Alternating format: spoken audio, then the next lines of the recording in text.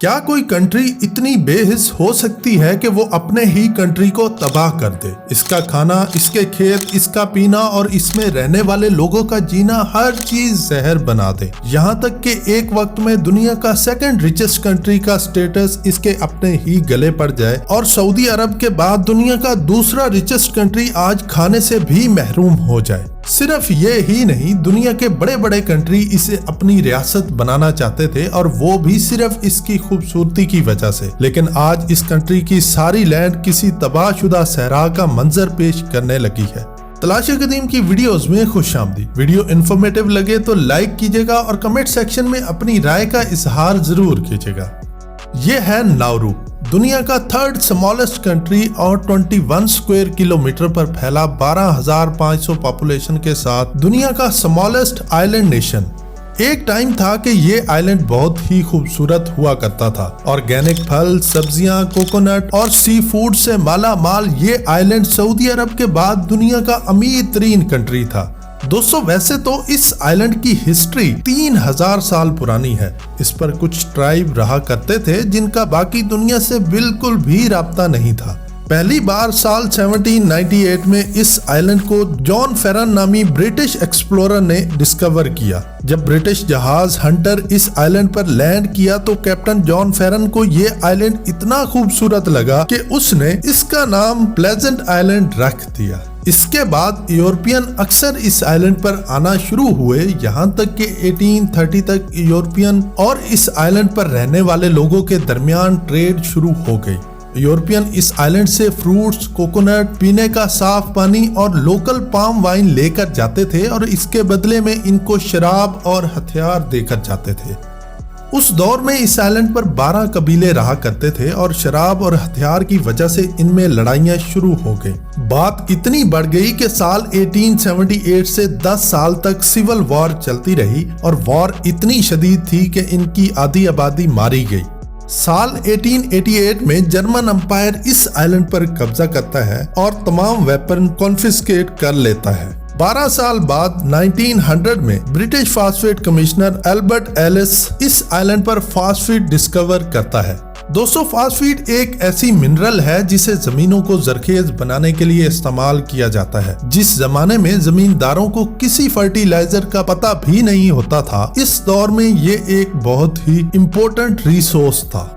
साल 1905 में Pacific phosphate company ने जर्मनी से एग्रीमेंट किया और यहाँ फास्फेट की माइनिंग शुरू कर दी। 9 साल बाद जुलाई 1914 में फर्स्ट वर्ल्ड वॉर शुरू हो जाती है और नवंबर 1918 में जर्मनी ये वॉर हार जाता है। जर्मनी के हारने के बाद ये कंट्री ज्वाइंट ट्रस्टीशिप के तहत यूके, ऑस्ट्रेलिया और न्यूजीलैंड के अंडर चला जाता है। इसी दौर में एक नाउरू एग्रीमेंट के तहत तमाम फास्फेट रिसोर्सेज ब्रिटिश के पास चले जाते हैं, जिसकी माइनिंग ब्रिटिश फास्फेट कमिश्नर करवाते हैं और किसानों को सिर्फ हाफ पेनी पर टन के हिसाब से पे किया जाता है। कुछ सालों बाद इसको बढ़ाकर 2 पेनीज पर टन कर दिया जाता है। अगर आसान अल्फाज में कहा जाए तो ब्रिटिश फास्फेट कमिश्नर नाउरू को इतना लूटते हैं जिसका कोई हिसाब भी नहीं, क्योंकि इस फास्फेट को वो ऑस्ट्रेलिया और न्यूजीलैंड में सेल कर रहे थे, जिसकी प्राइस 4 पाउंड एंड 52 पेनीज पर टन वसूल करते थे। साल 1942 में जापान नाउरू को इन्वेड करता है और इसको अपने कंट्रोल में ले लेता है। शायद नाउरू में रहने वाले लोगों के लिए ये एक बहुत ही बुरा टाइम था, क्योंकि इनसे जबरदस्ती मुश्किल काम करवाए जाते थे और बड़े लेवल पर इनको इकट्ठा डुबोकर मार दिया जाता था। जापान जब वर्ल्ड वॉर 2 हारता है तो ये कंट्री एक बार फिर यूके, ऑस्ट्रेलिया और न्यूजीलैंड के कंट्रोल में चला जाता है। साल 1964 में ऑस्ट्रेलिया ऑफर करता है नाउरू में जितने भी लोग रहते हैं ये सब ऑस्ट्रेलिया के एक आइलैंड पर शिफ्ट हो जाएं और ऑस्ट्रेलिया इनको सिटीजनशिप देने के लिए तैयार है। लेकिन नाउरू में रहने वाले लोगों ने ये ऑफर ठुकरा दी और आजादी की तहरीक चलाई। ये दिन था 31 जनवरी और साल 1968 जब नाउरू मुकम्मल तौर पर आजाद कंट्री तस्लीम कर लिया गया। आजादी के बाद नाउरू के लोग इस फास्फेट के बिजनेस को कंटिन्यू करते हैं और लगभग आधी से ज्यादा लैंड पर फास्फेट माइनिंग शुरू करवा दी गई। यहाँ तक कि इनके खेत, घर, सब कुछ माइनिंग की जद में आने लगा। लेकिन पैसे की लालच ने इनको यूं अंधा किया कि इनको इस बात का जरा भी ख्याल ना था कि इस माइनिंग का नेगेटिव इम्पैक्ट क्या होगा। नाउरू के पॉलिटिशियंस फास्फीड माइनिंग जारी रखते हैं और कंट्री में बाहर से अच्छा खासा पैसा आने लगता है। यहाँ तक के साल 1975 में नाउरू कंट्री सऊदी अरब के बाद दुनिया का बड़ा रिचेस्ट कंट्री बन जाता है।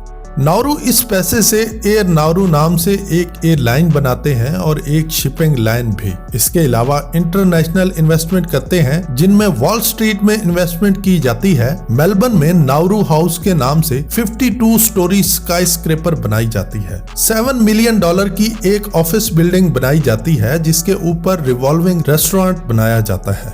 इसके अलावा भी कई कंट्रीज में होटल बनाए जाते हैं और इन्वेस्टमेंट की जाती है। उधर नाउरू में रहने वाले लोगों को तमाम एसेंशियल सर्विसेज फ्री दी जा रही थी, जिनमें स्कूल, मेडिकल, ट्रांसपोर्ट और यहाँ तक कि इनके घरों में अखबार तक फ्री पहुँचाए जाते थे। इसके अलावा हर घर से लोग एयरलाइन, शिपिंग लाइन या फास्ट फूड इंडस्ट्री में सरकारी मुलाजिम थे।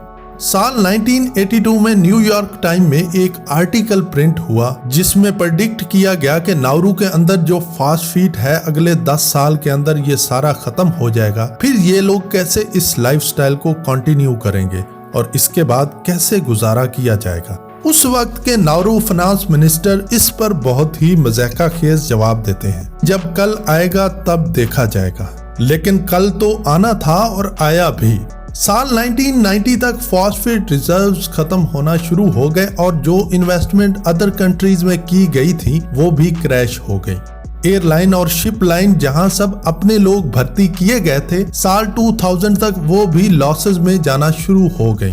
टूरिज्म पर कभी ज्यादा तवज्जो दी नहीं गई थी, इसलिए वो भी नहीं चल सकता था। अब नाउरू के पास लैंड भी वही थी जहां फास्फीड माइनिंग की गई थी, वहां कुछ उगाया भी नहीं जा सकता था। नाउरू गवर्नमेंट सोचती है कि आखिर क्या किया जाए कि बाहर से पैसा आना शुरू हो जाए। साल 2001 में गवर्नमेंट ऑस्ट्रेलिया से एक एग्रीमेंट करती है और ऑस्ट्रेलिया रेफ्यूजीज के लिए एक डिटेंशन सेंटर नाउरू में बनाता है जहां रेफ्यूजीज को प्रोसेस किया जाता है। यानी जो लोग बोट्स के जरिए डंकी लगाकर ऑस्ट्रेलिया आते थे, इनको प्रोसेस करने के लिए इस डिटेंशन सेंटर में रखा जाता था। लेकिन नाउरू गवर्नमेंट इस डिटेंशन सेंटर को भी नहीं चला पाई क्योंकि इस पर रहने वाले रेफ्यूजीज को इतने बुरे हाल में रखा जाता था कि इस पर बहुत सारी एनजीओज तनकीद करने लगी थी और ऑस्ट्रेलिया ने ये खत्म कर दिया। साल 2010 तक फास्ट फूड मुकम्मल खत्म, ना कोई बिजनेस और ना ही कोई एग्रीकल्चर। पूरे देश में अनएम्प्लॉयमेंट और ऊपर से climate change effects, coastal erosion का खतरा था और फ्लडिंग बढ़ने लगी थी। पूरा कंट्री किसी सहरा का मंजर पेश करने लगा था। जगह जगह माइनिंग के असरात इतने थे कि इस पर एग्रीकल्चर तो क्या होना था, यहाँ पर रहने के लिए जमीन नहीं बची थी। अगर आप इस मैप को देखें तो कंट्री की 90% लैंड यूजलेस है। अब जितने भी लोग इस कंट्री में रहते हैं वो सिर्फ आइलैंड के एजेस पर रहने पर मजबूर हैं।